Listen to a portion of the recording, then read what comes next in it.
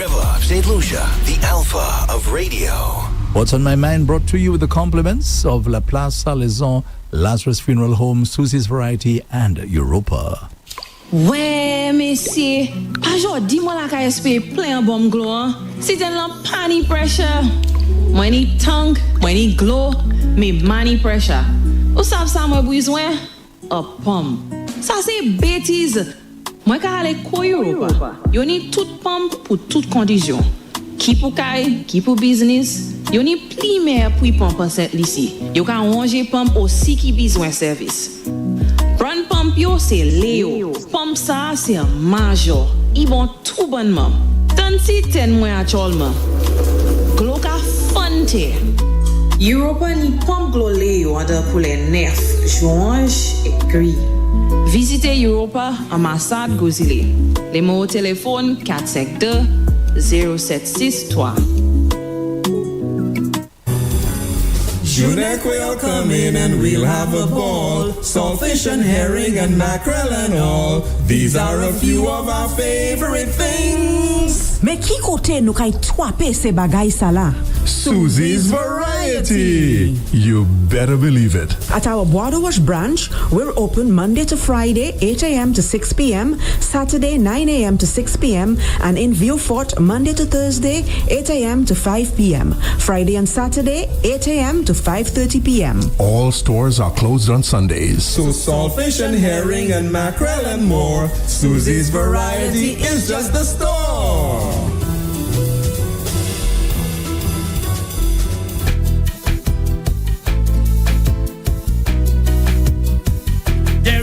One option when they arrive. Our services will make the dead look alive. With Bouteille and Beaufort accessibility. Remember, we have the only private cemetery. No one can match our prices from coffins to corsage. Personalized service you get when Lazarus take charge. Quality service, no package to make your wallet bleed. Lazarus is your true friend in your time of need. It's delicious. La Place Salaison is the true home of quality meat and deli products, selected and priced to suit every palate and pocket. We sell all cuts of meat, poultry and fish, from tasty lamb necks and succulent pork chops to lean dolphin and juicy top round steaks. Our deli items include turkey, ham, bacon, pork sausages, meat patties, chicken nuggets, deli ham and eggs, so that breakfast or that party is a breeze. And for your added convenience, we sell restaurant essentials and grocery items. So where's your next meal coming from? La Place Salaison, of course. La Place Salaison, Castries, Groselet, Beaufort, and Soufrière. It's delicious. Good morning, good afternoon, good night to our listeners and to our viewers in St. Lucia and across the globe, including those of you watching on Facebook, on YouTube, and also on X. Welcome to What's on My Mind. For today, Monday, the 20th of October, my very special guest in studio is independent candidate for ancillary canneries, Mr. Elwin St. Rose, and we'll be speaking on the subject of service to one's nation. Just before we do that, we have a presentation by Mr. St. Rose on the privilege of serving one's nation. My fellow St. Lucians and my brothers and sisters in ancillary canneries, today I want to speak to you on the topic, the privilege of serving one's nation. Government is a national leadership structure that oversees the matters and the affairs of state. Governance or governing is what makes this structure work. Government puts in place the guidelines, the policies, and the regulations for its workers to follow and implement in order to accomplish its priorities and goals. In order for the structure to work well, the government needs capable, competent, and caring individuals who must invest in their competencies, their capabilities, and their critical skill sets. Whether we believe it or not, the strengths, efficiency, and effectiveness of government is contingent on how the employees, also known as civil servants, choose to do their work. The lowest ranking worker in government service can determine how government is perceived by the citizens, and how the government is perceived will determine the level of trust that the people have in it. Over time, however, in St. Lucia, the citizens have developed gripes, grudges, and frustrations with civil servants and their willingness to help and provide courteous and professional service. One of the frustrations that many have had over the years here in St. Lucia, for example, is calling a government office until the phone rings out and no one answers it. Why would that ever happen? Ensuring that an office is never left unmanned is part of efficiency. Creating a culture where the phones are watched when someone steps out of their office is also a sign of an efficient organization. Good leaders create the environment for organizations to thrive, the absence of which is the very opposite of efficiency.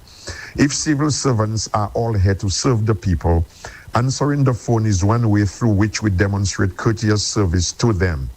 If we are civil servants, the people of St. Lucia are our customers, and serving them well is not a favor that we are granting them. The government is paying us to serve them. All civil servants, from the Prime Minister to the lowest paid receptionist, are servants of the people, and serving them ought to be a privilege.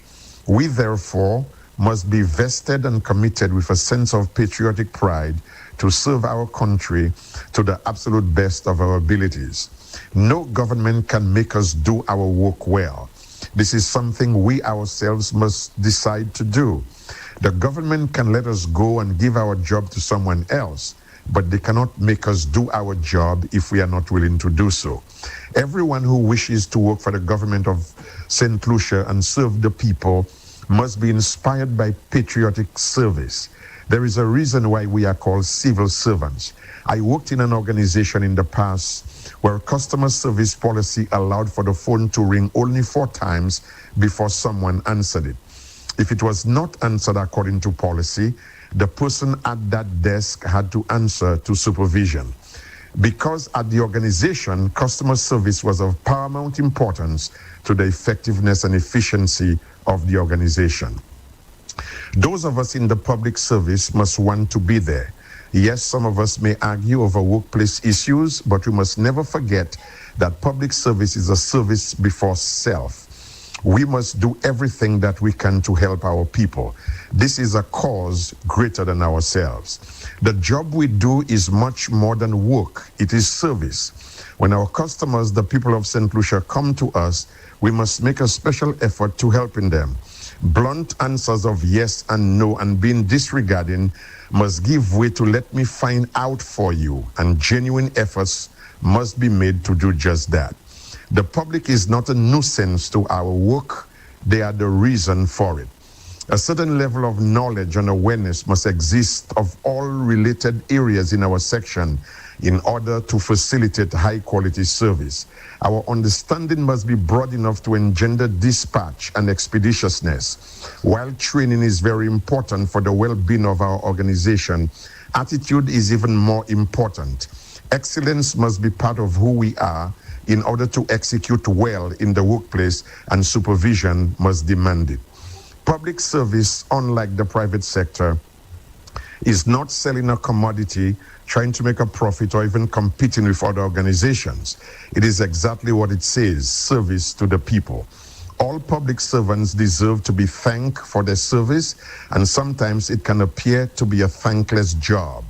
Those instances, however, must never diminish our focus, because excellence demands that by virtue of our choice, we must still be willing to render the service that we have chosen to render. I therefore thank our firefighters who rush in when everyone else is rushing out, our police officers who are our first and only line of defense, our paramedics who try to save lives, and doctors and nurses and technicians who do the same in our emergency rooms, our teachers and other members of staff who try to shape and mold the minds of our young people, all others who make the machinery of government works, from the Prime Minister to the lowest ranking receptionist.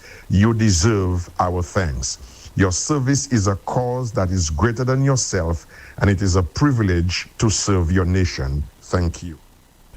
Thank you very much, Mr. Elwin St. Rose, independent candidate for ancillary canneries, and his presentation there. And Mr. St. Rose, I really have to commend you. I always thought of service. When we hear about service, I normally think of the politicians. But you went further than that. While you didn't directly say in the private sector, But I think the private sector can also be included. Yes, no? Yes, of course. There are areas of the private sector, for example, that I would consider public service. What you do, for example, journalism, exactly. the press. The work of the press is of paramount importance to the well-being, the life, the protections, the services of a nation. The average person in St. Lucia, for example, cannot know or does not know all the things that are happening in the machinery that we call government. But the media, that's the media's role. Find out, tell the people, hold powerful people accountable. And that's why the Constitution protects you in doing your job. It is kind of sad when the media go into partisanship so deeply that they are no longer able to relate to us, the people, what is happening among the powerful. You're right. You're so right, Mr. St. Rose. But just a quick point. When I said about the private sector a while ago and service and so on, there's a particular business that we do business with here at Rev-Up, and I've been calling that the business place through a particular person. It's been a few weeks, and I just cannot get through to that person. I said, okay, well, let me call, because I don't like to go to people's homes, go to establishments, and just show up. Sure. I like to know that the person is expecting me, and then I can feel comfortable when I go in there that nobody's looking at me like, what is this guy doing here, kind of thing. Okay. So I said, well, let me call the main line. And that line rang and rang and rang. When a machine eventually came on, if you know your what extension, dial now. If not, then hold the line, which I did. And that phone kept ringing and ringing and ringing. Nobody answered. That's the sort of thing that happens in a lot of establishments. We normally complain about the civil service. Yes. Right? We normally complain there, but I mean it's bad in the private sector as well. Because we have a customer service problem in St. Lucia, and anybody who knows anything about customer service understands we have a customer service in St. Lucia. I walked into a store not too long ago, and a young lady who is supposed to attend to me because she was there, she was on her phone. She was on her phone, perhaps playing a game, and I walked in, never looked up at me, never greeted me. I stood there for a good while. Wow. And then I said to her, are you able to help me, please? What do you want? She says. Oh, my. I mean, it's customer service. You go to the banks, please, the main ones in St. Lucia, in Castries, and you stand in line for 2-3 hours. As a matter of fact, that happened to me last week. I was at the bank. I spent an hour and a half on a line. And juxtapose that against customer service as well. If you go to that department, oh my gosh. You could be there for over 2 hours. Without comparing St. Lucia to other places, because we shouldn't do that. When you are a small island developing state, it is unfair to compare you to a developed state, for example. So we're not comparing. But there are things developed states do that we can do even if we are a small island developing state. Of course. If you go to a bank in the US and you have more customers than those that are there at the moment to serve the customers. So you have 40 people walking to the bank and you only have 2 windows open. Any manager will walk out from their office, from the desk, and come to the service desk to help you. That's customer service, because they know if they don't do that, you can go down the street and find another bank. Exactly. But in St. Lucia, it's almost like when you do an experiment, you have a control group. So there are limited avenues to provide certain services, and you are stuck with it. So who cares? I make my money. Andre can be there for a couple of minutes, and Rose can be there for a couple of hours. It really doesn't matter, because they have to come to me. And I'm saying, if we are going to improve ourselves as a nation, because self-improvement in a country is not just for public servants, it's for everybody. If we are going to improve ourselves, one of the areas we have to focus on is customer service, customer care. So let me officially welcome you, Mr. St. Rose. I hadn't really done that as yet, so welcome again to Rev-Up. It's always a pleasure having you. I think with your little public service announcements, St. Lucians are beginning to realize, hey, here's a gentleman with a lot to offer. I hear the comments that are being made about you. Positive stuff, by the way. So I want to commend you on what you've been doing recently, and also, very importantly, the fact that you're choosing Rev-Up to help disseminating the information that you are now giving out to the public and to the world. Well, you and I go back a long way, so that's understood. Friends forever, in my opinion. Thank you. And I want to thank those who take the time to listen, because there is so much noise. There's noise all around us. So, you know, when I was in school, I remember a professor saying, if you put anything in your dissertation or in your paper that does not help it, that's just noise. So we can do without that. But there is quite a bit of noise, especially in this election season. And I'm thinking in my own space that a lot of our people don't seem to be very knowledgeable, very aware of certain basic things. The privilege of serving your nation. What is democracy? What is leadership? What are we looking for? How does St. Lucia, as a small island developing state, adapt and adjust to a changing world? We are no longer going through traditional organizations. We are now into the world of robotics, big data, artificial intelligence, and we have gone virtual. Our engagement is very, very virtual. I can get on my phone, send a message to Shanghai, China, and that happens in less than a minute.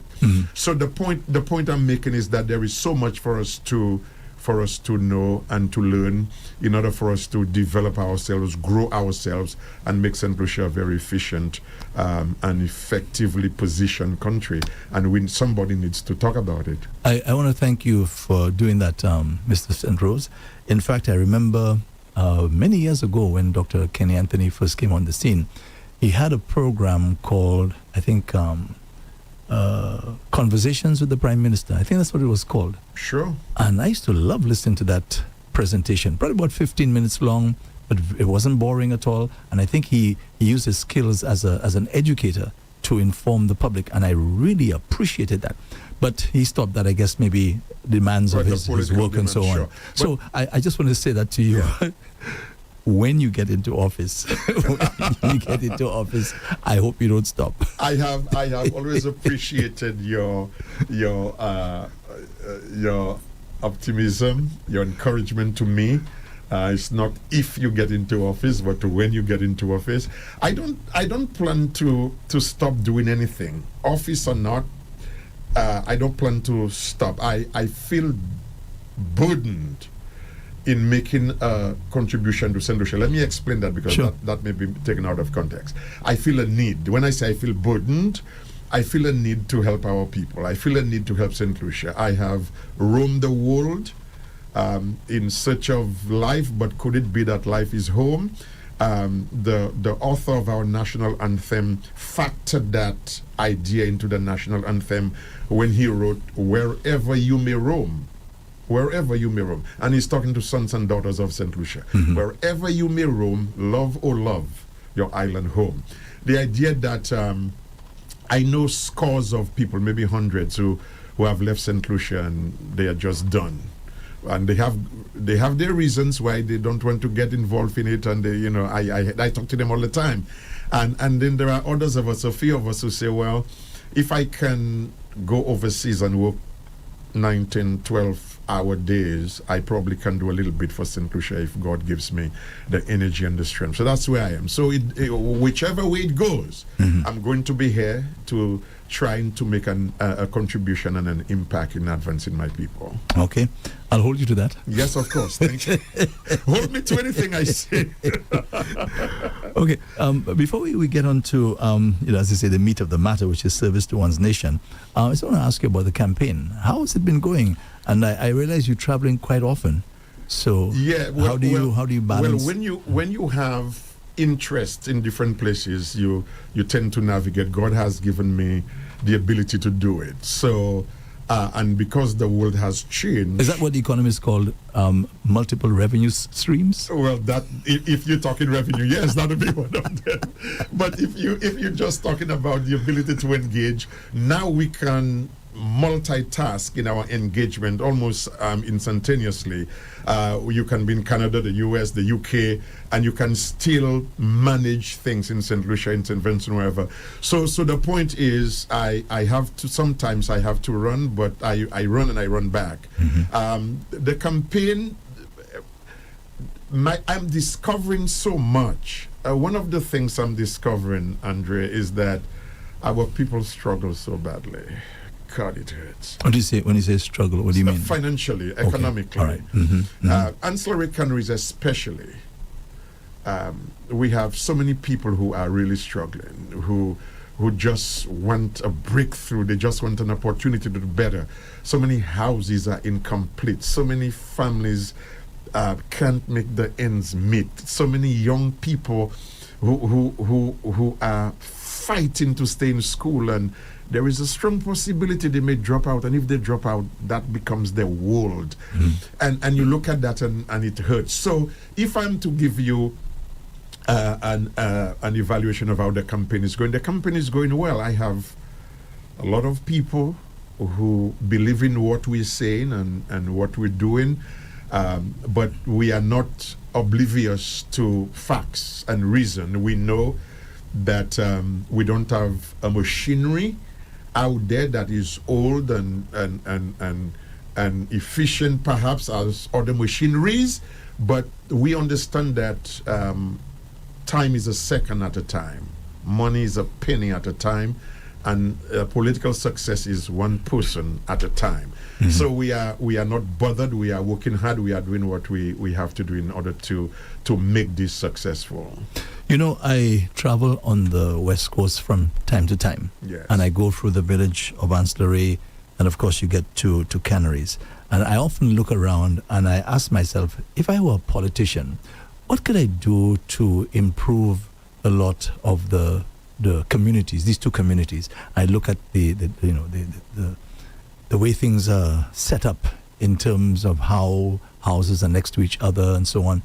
I don't see much scope for development. I say, well, where would they put a bank? Where would they put I'm thinking along those lines, right? When I go through canneries in particular, it's almost like a ghost town. There's almost nothing happening. Yeah. So I'm not blaming any government or politician. Maybe their hands are tied in terms of how much you can really do in those two constituencies. Sure. So I don't know. You tell me. I mean, apart from when I get to canneries, I see a beautiful bridge is being built. All right, and that's just about it. When I drive through there, it's 9 o'clock in the night, and there's just a few people sitting on the main road, kind of thing. There's not even a gas station there. The same thing for Ancillary. It's like there's nothing really happening. So and they're beautiful people. They have pride in themselves. You could tell that they feel good about themselves. But the reality is, how much can you really do in the constituency? So you tell me from your perspective, especially you're wanting to be the representative for Ancillary canneries. I think that's a very valid concern. Anybody with eyes can see the obvious challenges, but I think the people have to help us decide what to do, and we have to bring in our part and they have to bring in their part. And so instead of just coming from the top down, you come from somewhere in the middle up or the bottom up, if we can say that. But do you think the people really know how and what is it that they want to develop the constituency? Because sometimes, we ask these questions, and maybe if we're talking about young people and you ask them, what is it that they want? And they'll tell you, we want a playing field. That's like things that are obvious. Yes. Right? Yes. So what I wanted to say was, in your analysis of Ancillary canneries, don't leave out Roseau. Roseau is a place that's on my mind. It's not just on my mind, it's on my heart. The same problem you have in Ancillary, where the houses are on top of each other, you have the exact same situation in Roseau. You have a public toilet facility process there in Roseau, and I was there one Friday afternoon, and that thing did some trouble, and my God, it was impossible to even stay around. So when we have public spaces like that, we have to make sure that these things are working effectively, efficiently, check on these things every week, or have somebody on hand So to maintain that, so the same problem of overcrowding, I think, if we can call it that, we have in the village of Ancillary. We also have that in Roseau. I have argued before and advocated that the people of Roseau have to be relocated, or we have to fix Roseau. I don't care what we do. Let's bring God down to tell us how to fix Roseau, but we have to fix Roseau. In Ancillary, you have the same problem. You have a problem of overcrowding in the village.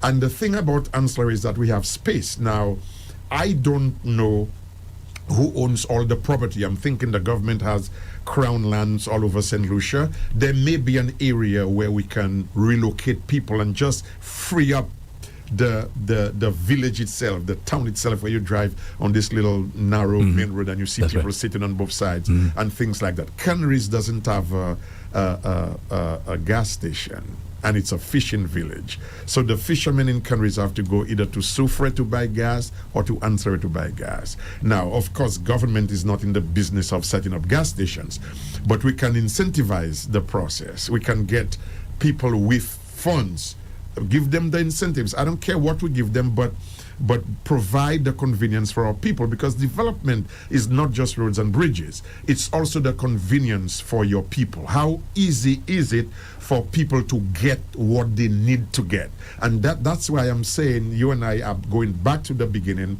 that the service we provide, we have to provide it for the nation. And it's a privilege to serve your people.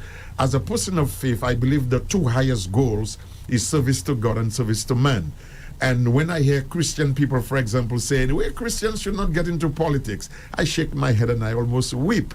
Because how do you tell me you don't want to put people with integrity, with honesty, to get into a process that is literally bewitching people in the opposite direction? So we have a role to play. We have service to God and service to our fellow men, service to our community. I want to see the next Sir Alan Lewis, more than you can think. I want Arthur Lewis, sorry. I want to see the next Rick Wayne. I want to see the next Julian Alfred. I want to see the next David Williams, more than you can imagine. And they are all around St. Lucia. The question is, are we going to provide for them the avenue and the resources so that they can to accentuate them so that they can realize their potential? And that's the burden I carry every single day. We St. Lucia, you know what's interesting? We talk about we have the highest laureate per capita in the world. Well, that's true. But these two laureates had to go and do a lot of things in order to become laureates. Yes. We have an attitude in St. Lucia now where we criticize people who leave St. Lucia and go and educate themselves or go and work to try to make life a little better for themselves and their family. I'm saying that's backward thinking. Where is Miss Julian Alfred? We are so happy she's a gold Olympian, but she had to go. Yes. She had to go in order to bring us the pride and the joy that all of us are still talking about. And so going is not the issue. The issue is, do you forget home? Do you forget your people? Do you morph into something that's not even relevant in our day and time? So all I'm saying is that there is no problem in going, getting yourself ready. If Rick Wayne didn't go, he would never be Mr. Universe. At least I don't think so. So there is a call. There is a call in all of us. We must never forget home, wherever we may roam. And serving the country in whatever capacity God has gifted us to serve is a privilege, and we can never underestimate that. So, when you talk about service to country, right? What exactly does that mean? I ask that because our politicians say it, especially during the time of Sir John. This is something he said very, very often. I'm here to serve. I'm here to serve. He kept saying that. I'm here to serve. I couldn't quite understand that at the time, and maybe I guess I still don't.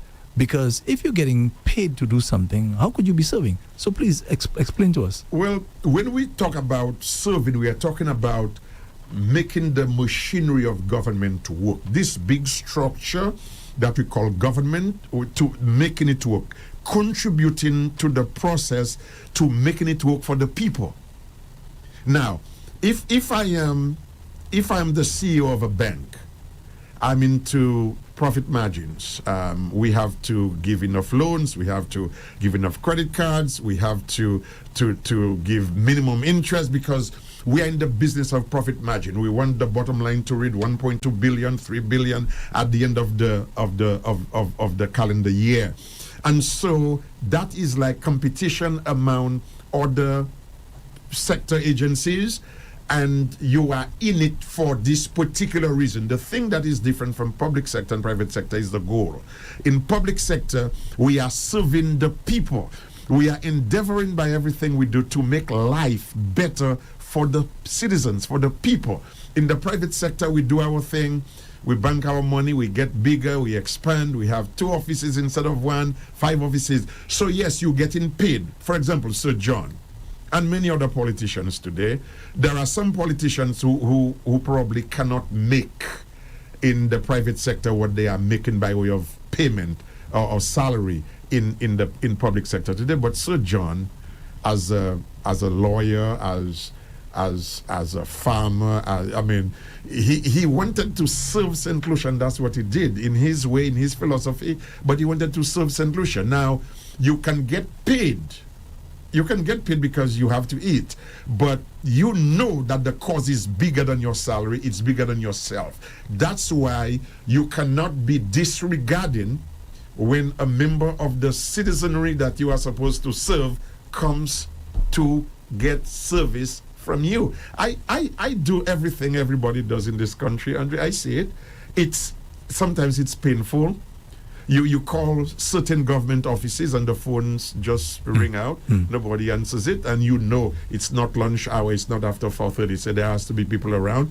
But they don't do that. In my clip, you heard me say that I work for an organization where the policy relative to customer service was the phone will ring 4 times. If it rings 5 times, you have to go and explain that to supervision. Customer care, customer service. So yes, you can get paid because you have to eat, but really and truly, you really cannot get paid for all you do. The long days, the long hours, working on the weekends and stuff like that. The Prime Minister's job is a non-ending job. I mean, you don't only carry in St. Lucia, you don't only carry the weight of your country on your shoulders, but you are part of a wider community. You're part of the region. You're part of CARICOM. Where there is an issue, something is coming up in this country, you have to be. It's a very, very long and arduous, difficult job to be Prime Minister of a country. Well, let's just put the Prime Minister aside for a second. Let's talk about the MPs in terms of how they serve. So can you tell us what that looks like? An MP. How does an MP serve the nation? Okay, what's expected of that MP? And how would we judge that MP or / minister, right? In our estimation that, hey, this person is really serving the country. 2 things. When I way back then, when I became a minister, somebody gave me a definition for what it means to be a pastor. I was told that a pastor is like a public standpipe. Anytime someone comes, there has to be water. So, as an MP, it is expected that you would work from 8:30, 7:30 like everybody else to 4:30. But that's the public side. There is much more to it than that. To the question to include meetings and campaign events, well, that comes late, but meetings and places you have to run, people you have to see, funerals you have to go to, people you may have to visit at the hospital. So it's a lot. You cannot get that compressed into 8 hours. It's a lot of work you do as an MP. To the question of how you are judged relative to performance and whether or not you are contributing, this is why I have always advocated that the goals, the political goals that a potential MP or prospective MP puts in place must be from the people, from the MP and from the people. An MP who comes and says, I'll do this, I'll do that, I'll do this, he's just fooling around. You know that's empty promises. But when the people come and say, we need a bridge because we've had 20 accidents, we need this road to be expanded because trucks cannot climb, we need this, we need that, and then you bring what you are able to do together with what the people are seeking, that's when you are going to seriously contribute. And how will they know if you have contributed? If you are able to accomplish what you and the people have put together. Because there has to be a certain honesty in politics, and I know how people look at politicians and the things they say, but there has to be a measure of honesty. If you cannot do something, let's just say, for example, Andre, that you told the people you are going to build a piece of road, but you did that before you got into government. And when you get into government, you realize, gosh, I cannot build that piece of road. How does it hurt, and what does it hurt to go back and say to the people, we really thought we could have done this, but because of A, B, and C, we are not able to do it right now? A certain measure of honesty, instead of just fooling around and lying and bluffing and deceiving the people, making them wait when you know you're not going to be there, telling them you will do things that you know you can never do. We don't need that in politics, and guess what? You don't have to do that to win. You don't have to do that to win, because the people can tell when a politician is honest and when a politician is serious about wanting to help them, and when we're not, they can read our bluff, and what they should do is to call it out more often. Do you think that's the reason you have the people loving a particular politician, and then the same people who voted that politician overwhelmingly, right, sending a very strong statement, after a while they turn around and you see them almost wanting to hate that same person? Do you think that's the problem? Of course, because one of the things we must never forget is those of us who want to get into politics. Politics is one area of serving. There are so many other areas of service. We have about 14,000+ civil servants waking up every day trying to make this machinery work. So there are many other areas: firefighters, police officers, healthcare providers, engineers who design our roads and bridges. So we have tons of other people who are serving other than politicians. But one thing I will say about politicians, I don't know if we think we have to lie to win, because we do that very well. We say things that are not true. We have instances, for example, when the people didn't know certain politicians and they voted them in. And 5 years after the people get to know them, they vote them out. Exactly. Because they are not cutting mustard, and they are walking a parallel path. I don't care how long you extend parallel lines. As long as they are parallel, they shall never come together. Okay, so in terms of the politics now, because you said politics. Now, politics, now when you say the word, it's almost a negative connotation to politics. And why? It's because, again, of the actions of the politicians. So when I check the definition of politics, I see it's a beautiful thing. You know, it's basically the ability to govern and maintain, and well, I shouldn't say control, but to do the work, as you were saying, that would ensure you have a smooth running country. All right, that's what it is basically, right? And people who get into politics must remember that it's about getting things done. And I think that's what you were saying a while ago in terms of serving, that you ensure that everything works well. For example, there was a meeting here, I think was it last week, and they were talking about the backlog of criminal cases. And this has been a sore point for many, many, many years, where you have people now who are waiting and waiting and waiting for the case to be called. Some people actually on remand for how many years? 12 years, 13, 14. There's a particular person I remember was there for almost eternity. It's not St. Lucia, it happens all in the Caribbean, right? Where you don't have things, especially where justice is concerned. And people get really, really antsy with that kind of thing, and we get frustrated and we get angry, and you have people now saying, boy, might as well just take the law into my own hands because this thing's not working. So imagine you have very, very intelligent people who are tasked with these responsibilities, and for some reason letting the people down. So do you think it has anything to do maybe directly with the judicial system, or maybe those at the top who are not ensuring that they apply the pressure so that people can provide the services that people need in an effective and timely manner. I don't like to criticize when I'm not fully aware of what's happening, but to your point, we can speak to it generally. There is an old saying in legal systems that justice delayed is justice denied. You must remember that horrible and terrible accident that happened on the Millennium Highway several years ago. Actually, it was 23 years ago in 2002, where this driver of a pickup truck was driving so fast that he lost control and he hit a minibus. And my mother was a victim on that minibus. Oh, really? Yes. Several individuals died that day. I think it was 5. And one of the worst road accidents we've had in this country. So you said your mom was actually my mom died in that accident. Wow, yes. sorry to hear that. Yes, sure. And that haunted me for years. Of course, I was broken beyond the ability to be put back together. I was just hurting for a long time. I hurt for over a decade, to be honest with you, and I still miss her when her birthday comes around and things like that. And that case dragged on and dragged on and dragged on and dragged on for years without that case being adjudicated and going to disposition.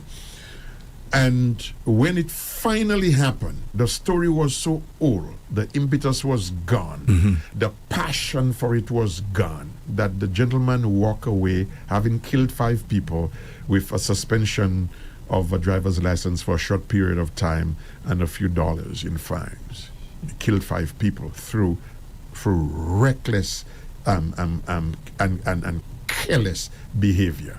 So I am able to empathize with that observation because it's personal. And by the way, there are quite a few other people who have gone through the same thing. Of course. And I know many personally. Okay? I can just give you a couple examples. Remember there was one where 3 children were standing, I think they left school. In Nico? No, that was up in Grosley. Oh, Grosley, okay. Near the fire station there on the highway. They were standing yes. there and a truck just rammed into those 3 children. Yeah. This went on or played out in the courts for years and years and years until it was finally dismissed. Okay, as you said, the passion and time and witnesses and so on. You understand? And I know of another case, a very close friend of mine, okay, whose mother was in a minibus, okay, left home as normal, took the minibus. The next thing you know, she never got back home because of some accident. And it's been years and years and years this has been going on with no resolution, no compensation to the family, nothing. So these are just examples that you and I know. Can you imagine the number of maybe hundreds of St. Lucians who go for the same thing? There are scores of St. Lucians who go through this mess. And again, justice delayed is justice denied. Now, could it be with the police? Could it be with the Office of the Director of Public Prosecutions? Could it be with the courts itself? We don't have enough magistrates, enough judges. Could it be? I'm not sure what the problem is, but one thing I do know, it has to change. If I had any responsibility that had anything with this, that had anything to do with this, Andre, trust me and take it to the bank, it would change. Because we have to hold people accountable. When you agree to do a job, you don't just come to the office for 2 hours and go back home. You agree to be there for 8 hours and work on that thing. There is no reason in the world why our justice system has to be so clogged that 10 years would go by before a case is heard. There is no reason for that. Now, of course, and remember, you have innocent people on remand. Sure, and then you are holding people who may be innocent for 10, 12, 13 years. So we have a justice system that appears clogged. As to the reason why it's clogged, I'm not sure. Could it be all the elements of it? The police, the DPP, the judges, the magistrates, the court clerks? I don't know. But one thing I do know, it has to change if St. Lucia is to advance. So if we go back to our subject for today, the service to one's nation, again, I want to make sure I understand exactly what you're saying. You're saying now, if I am in a position to serve, I have to serve to the best of my ability. And that goes for every single person. And sometimes, Andre, you have to go over and beyond. And that's the thing. We expect the politicians to do it. But for some reason, the standard seems to be low for us. Well, it has to be high for everybody. Every politician must go over and beyond, and many of them do.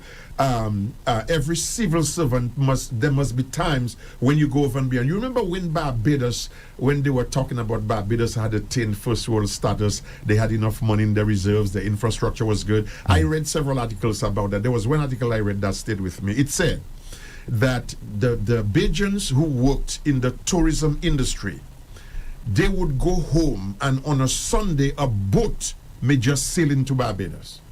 Kind of unexpected kind of a thing. They don't expect the tourism process to be moving along, but here comes a tourist boat, and they would call the Bajans who work in the industry to make this a success, and nobody would gripe. Well, they may gripe, but everybody would show up on time and work as if it were Monday. So the point I'm making is that the attitude of a people will decide the altitude of the country. Yes. If you have bad attitude, every other person has a bad attitude, you sour, you sulky, you mad, you upset with the world, then you lose focus in terms of your role in making the country what it is supposed to be and making a serious contribution to advancing it. But how can a politician or government help in that regard? Because to me, that's like almost like you have to be an authoritarian system where you're forcing people to do things. Well, no, you don't have to force them. Forcing them would be the wrong word, but you demand accountability. If you have a task, we can treat people well and at the same time expect accountability, hold them accountable for what they are supposed to do. Those two things are not mutually exclusive. So I have been part of organizations where the task, the mission, task, and they treated me decently well, they treated other people very well. But treating you well does not mean you are not going to do what you are getting paid to do and what you say you want to do. I know based on economics and financial constraints in St. Lucia, it's a good thing to get a job with the government, be a teacher, be a nurse, and so on. And that's true. There is that element that comes with it. But there is also the element that comes with it to making your organization better. You go to work to make your hospital better, your fire station better, your police station better, because government service is about service to the people. Unlike most of the public sector, where it is service to the organization, to compete well, to be at the top, to make more money, government service is not about that. It is a privilege we have to serve. When you are a doctor working for the government, you can go into your private practice, but when you are working at OKU or St. Jude's, your job is not to yell and shout at people and make them afraid of coming to see you. Your job is to welcome them in and show them compassion and work with them well so that they'll be happy to come back to you. That is service. Service is not a job. You have a job, yes, but service goes beyond it because you go over and beyond what you are expected to do in order to advance the country. I was speaking with a lady on Saturday, and this lady has a very successful business, very successful. The business has been around for years, okay? And I was speaking with her, and she was saying to me, I'm a very nice person. I treat the staff very, very well, but I don't play. That's how it is supposed to be. She said to me, I don't play by my work. She said, I don't. So I was a little confused. I said, well, what do you mean you don't play by your work? She says, I set a very high standard, and that's why I've been in business for this long. Okay? And be successful. Exactly. So she puts a prod on the staff to let them know, listen, I love you, I will treat you well, I'll do all kind of great things for you. But hey, when it comes to the service that you are rendering, I expect a lot more from you. It's a contract, Andrew. It's kind of an informal contract. We accept a government position, whether it be a politician at the very top, whether it be a receptionist at almost the very bottom. When we come into this avenue and space of work, we must understand, and supervision must always help us understand that this is service. This is not just working at Massey. This is not working at the Bank of St. Lucia. You are now serving the people of St. Lucia in your own way. So whatever your role is, that role, that micro role, has to contribute to the macro role, and the country has to go forward as a result of all our efforts. Let me just remind our listeners that we have live in studio, no stranger to Rev-Up, independent candidate for ancillary canneries, Mr. Elwin St. Rose, We're talking about service to one's nation. Now, we don't have much time left. We have about 8 minutes already, Mr. Sidros. But if you'd like to give us a little call and see how you can join the conversation, see what you can add or subtract to the conversation, that'd be very, very welcome before we end the show at 10 o'clock. So let me just give you the numbers. The fixed line is 572-9710, 572-9710. Or the WhatsApp platform, it is 287-0971. WhatsApp is 287-0971. Again, the fixed line, 572-9710 or WhatsApp 287-0971. We have in studio the independent candidate for ancillary canneries, Mr. Elwin St. Rose. We're talking about service to one's nation. We have about 7 minutes to go. So if you call, we'll certainly take the calls before we actually end. So I was telling you a while ago, Mr. St. Rose, about the politics and how it's come to have a sort of negative connotation here in St. Lucia. All that we hear about politics, it just sounds like something bad. Oh, we actually have somebody on the line calling. Let me just take that call. Thanks so much for calling. Good morning. Good morning, gentlemen. Good morning to you, sir. Thanks for calling. How are you? I'm fine, sir. Good morning, right. Mr. St. Rose. I can't hear. Yes, so yes. just stand Yeah, by. our famous headphone. Okay, so just like this, and you're good to go. All righty. Yes. Yes, go ahead, Good caller. morning, Mr. St. Rose. Good morning, Mr. St. Rose. Good morning to you. And how are you doing? I am very well, thanks. So problem number one. Now, I understand customer care. I understand customer service. And I have no problems. You might be right in certain avenues of it. And you might... My problem with a couple of the statements you made, worldwide, if you call most government offices, people don't answer. That's a fact. If you call the United States office right now, people don't answer these phones. So that's a world problem. Would you agree to that?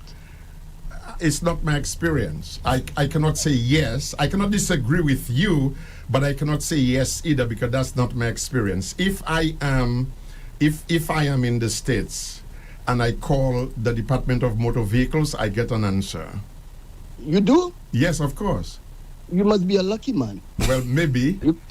You might be a lucky man. I'm telling you, because I could tell you take your phone right now and try to call the one in New York, look for an appointment, and see how long they answer you. Well, you may be true. New York is a special case. Oh. All right.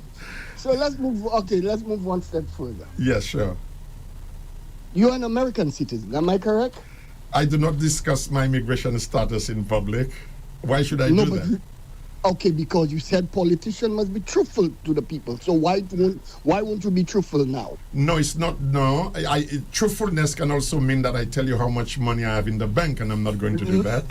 Mr. St. Rose? Yes, sir. I will not go any further with you because I think you're not being truthful. Thank you for your time, Mr. Andrew Paul. Thank you very much. And that's Thank you fine, very yes. much. Thank you very much for calling. Yes. Okay, the numbers again, the fixed line is 572-9710, 572-9710, or you can WhatsApp 287-0971. We have somebody else on the fixed line. Good morning. Good morning, Andrew. Good morning to you, sir. Good morning, Mr. Elwin St. Rose. Good morning, sir. You see, a lot of people, when you come in and talk on the radio, and they don't like to listen, they just say anything. The mister that's always calling out from the state, I know what he always calling. That mister, you always have a problem with somebody when they're on the radio station. And that is all I have to say. Tell him stop campaigning for Labour. Okay, thank you very much, caller. Yes, we have the independent candidate for ancillary canneries, Mr. Elwin St. Rose. He's live in studio. We have about, 5 minutes to go. You can call. The fixed line is 572-9710, or you can WhatsApp 287-0971. One of the challenges is that there are some people who always think they know something that other people don't know. And I find that to be very unattractive, because what is it that you know that somebody else doesn't know? I mean, what is it that you want to say to me? And then you're going into immigration stuff and all that kind of. You don't know anything about that I don't know, so I don't even have a serious appreciation for that whole line of. It's like asking me, well, how much money do you have in the bank? Now you say I am not truthful if I tell you I'm not telling you. I'm not telling because I don't think it concerns you. So yeah, you have that element where people think they know more than you do. Okay, I was saying a while ago about the politics and the negative sort of connotations related to politics in St. Lucia. And we normally see that played out, especially at the election time, okay? And you hear back and forth, this side saying negative things about the other side, and the other side saying negative things about the other. And people don't seem to like that sort of thing. Do you think that it has to be this way for our main political parties to be taking shots at each other and saying things that were discussed in private? You thought that was something that would not come out. You thought the person would be mature enough to know what to repeat or what not to repeat. And you hear that sort of thing, especially what they call during the silly season. Yeah. Do you think that it's necessary to be going down that road? It's not necessary, but here's the thing, Andre. You're dealing with human beings, and human beings bring with them a lot of desperation. We see it in relationships, we see it in the community, we see it in government. There is no reason to be desperate. If you have to be desperate to win an election, you probably should do something else, because your work will speak for itself. You will be judged. You think you can bluff the people all the time, you will be judged, and you will be judging your performance. So I'm saying this to say that politics can interfere with our service to the nation. Hold that thought. Yes. Let me take a call. Okay. Hello there. Hi, good morning. Yes, good morning. Morning to you. Yes, good morning. I agree with the previous caller, This gentleman always calling the radio station, he's always trying to discredit guests and even the announcer. I think that is unfair. I think it's really unfair. The gentleman, he must stop doing that. With him, credit due. So SLP do no wrong. I just find that's unfair. Okay? Okay, sir. So, Mr. What's the name? Mr. Bailey, stop calling. Okay, no need to mention the gentleman's name. Let's leave that out, okay? But thank you very much for the contribution. Let's take another call. Good morning. Hey, good morning. Hello there. Good morning. Yes, good morning to you, Andre, and good morning to Mr. Central. Yes. Good morning to you. Yes, I'm not going to be like the other callers, trying to rip something out of Mr. Central's. I'm calling because I am from the Ancillary District, and I haven't listened to Mr. Central. I mean, not just this one time on your station, but I've listened to him on many occasions, and he seemed to have a good head on his shoulder and a viable prospect for a good candidate, I must say. Now, this is what I'm just seeing on the surface, but I'm in no way able to judge, what he is in character and person. But on the surface, I could see he seemed to be a very good candidate. Could have been, yeah. Now, Mr. Central, you're going up as an independent candidate, right? Yes. Okay. And initially, what I know and what has been discussed was that you sent in an application to be a member of the United Workers' Party, right? Yes. Okay. And you were, based on what you indicated, you were deceived. Yes. Okay. But in my opinion, I think you could have been even a better candidate than the present United Workers' Party person who's going up. This is my view. Okay?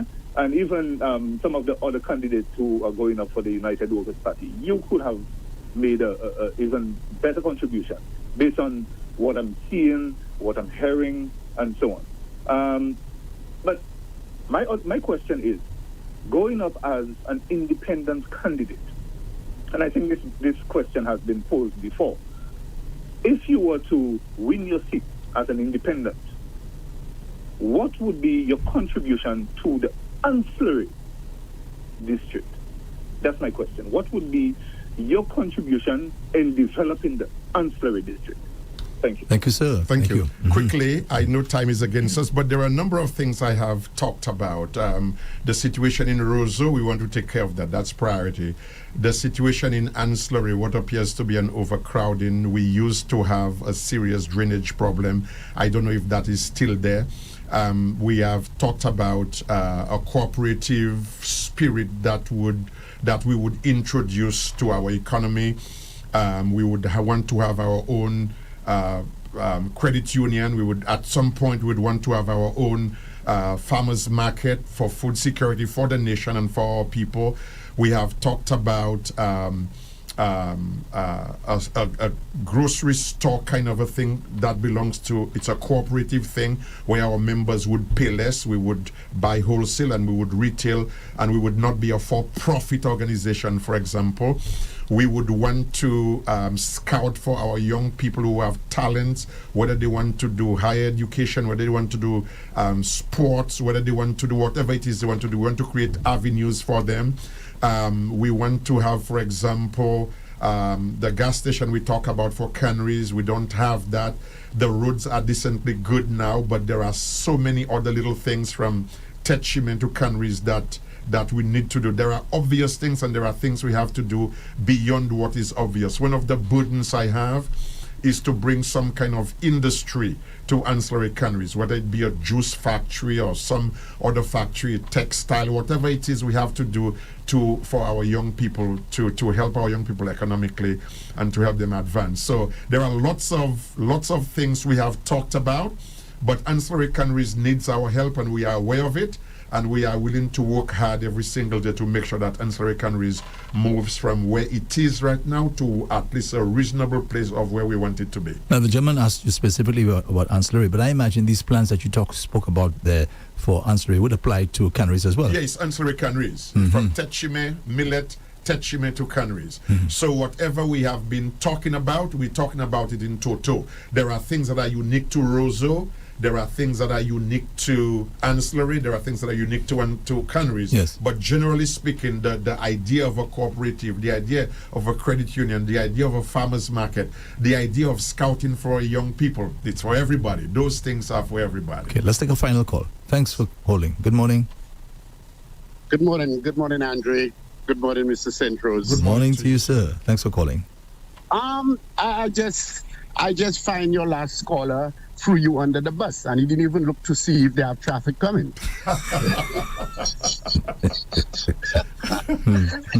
That's funny. Thank you for making me laugh.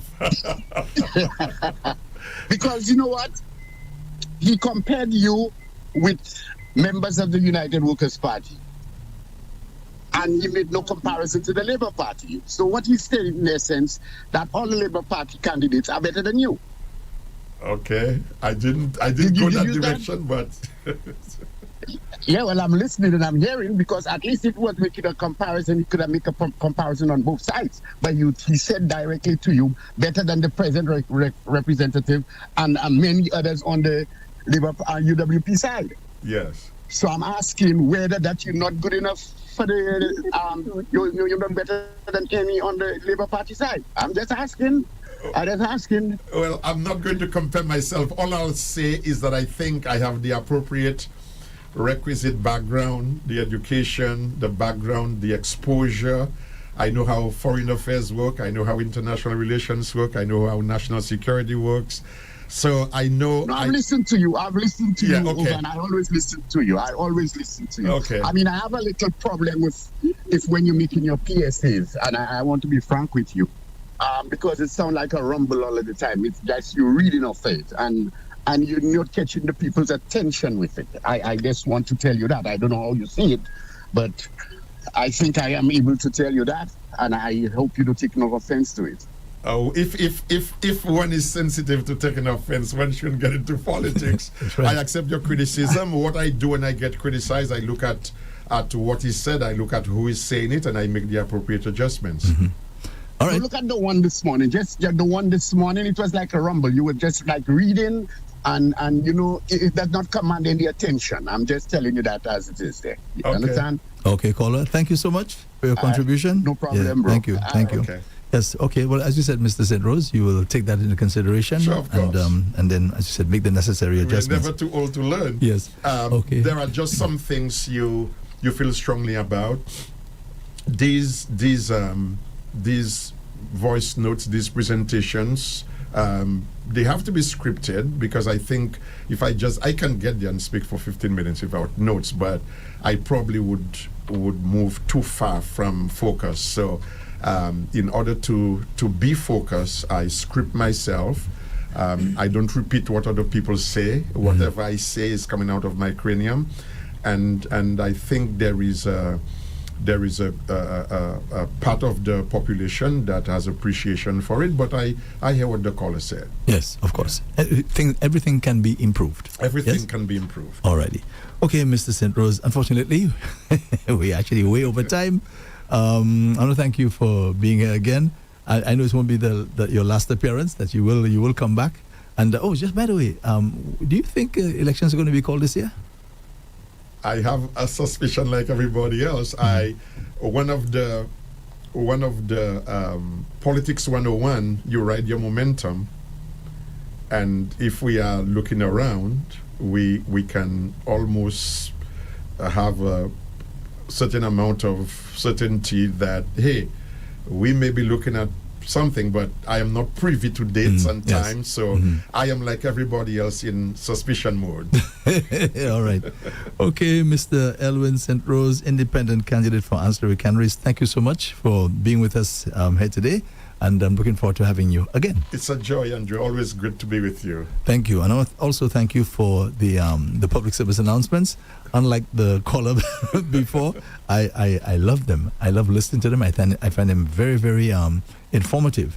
And I think the reviews so far, I mean, there are people who call me and make comments and so on. The reviews have been quite good, actually. A lot of people seem to love what you're doing. As always, as you just said there, nothing is perfect, and it can be improved upon. Of course, we're not dismissing what the gentleman said there in his comments. All right? Thanks, my friend. Appreciate it. Always a pleasure. Thank you very much. Okay, so this has been What's on My Mind. And this coming Friday is going to be another What's on My Mind. My special guest again will be Marcellus Backsteed. He'll be here. He's the independent candidate for Castries North. And he'll be, well, of course, continuing from where he left off.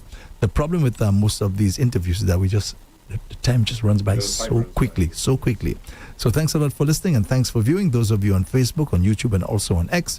And the show brought to you the compliments of La Place Salaison, Lazarus Funeral Home, Susie's Variety, and also Europa. Ouais, messieurs, aujourd'hui, moi, la KSP plein bon glow. C'est un pani pressure. Moi, ni tongue, moi, ni glow, me money pressure. Ou savez ça, moi, besoin? A pomme. Ça, c'est bêtise. Moi, quand aller à Europa, yo ni toute pomme pour toute condition.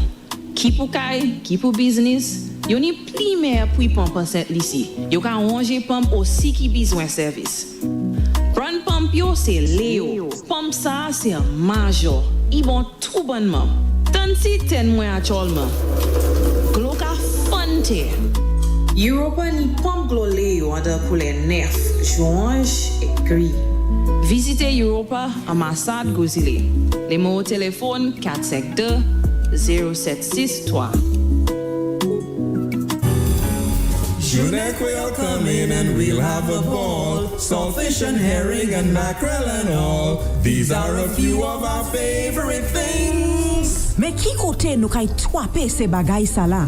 Susie's Variety. You better believe it. At our Border Wash branch, we're open Monday to Friday, 8 a.m. to 6 p.m., Saturday, 9 a.m. to 6 p.m., and in Vieux-Fort, Monday to Thursday, 8 a.m. to 5 p.m., Friday and Saturday, 8 a.m. to 5:30 p.m. All stores are closed on Sundays. So saltfish and herring and mackerel and more. Susie's Variety is just the store.